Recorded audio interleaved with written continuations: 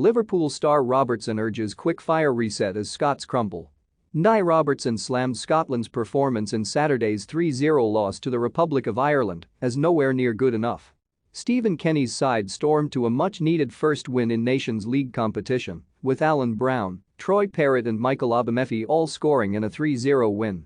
It could hardly have come at a better time after back-to-back defeats by Armenia and Ukraine, which had raised fresh questions over Kenny's tenure and prompted a defiant response from the 50-year-old.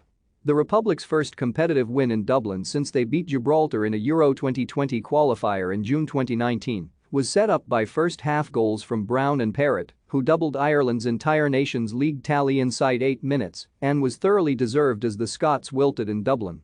John McGinn passed up 2 first-half chances for Steve Clarke's men, but they rarely threatened to get themselves back into the game once they were behind on a dismal afternoon for the 2,500 travelling fans among a crowd of 46,947.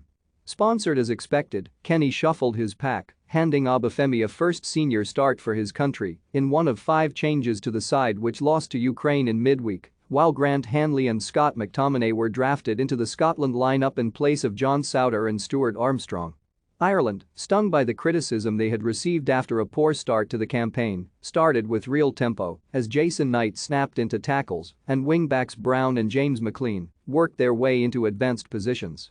The visitors quickly settled, however, and, with McTominay orchestrating from the middle of the field, pushed the home side back towards their own goal. Obafemi was unable to make the most of Hanley's early slip, which looked to have put him in behind the Scottish defence, but Brown had to block Andy Robertson's goal-bound 12th-minute strike, and goalkeeper Keoimhin Kelleher had to get down well to field McGinn's skidding attempt seconds later. The Republic lacked penetration as Scotland sat back and denied space when they were in possession, in the process preventing midfielder duo Josh Cullen and Jason Molumby from doing any meaningful damage. But it was they who took the lead with 20 minutes gone when Shane Duffy headed McLean's corner back across goal and Brown bundled the ball past keeper Craig Gordon.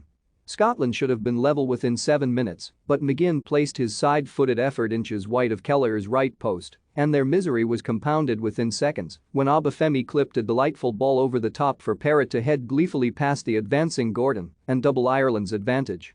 It would have been 3-0 minutes before the break had Gordon not tipped away Duffy's bullet header, although the keeper was fortunate to escape after touching another McLean corner onto the far post seconds later.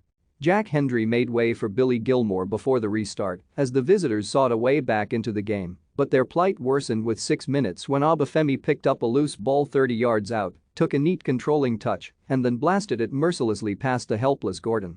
Substitute Scott Hogan thought he had made it 4-0 with a 61st-minute back post header from another McLean cross, but Hanley's goal line clearance was confirmed by a VAR check.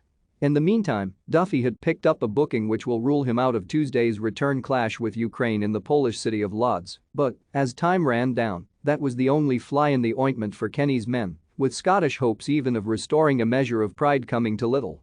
To the fans behind the goal booing us off, completely correct, said Robertson after the game.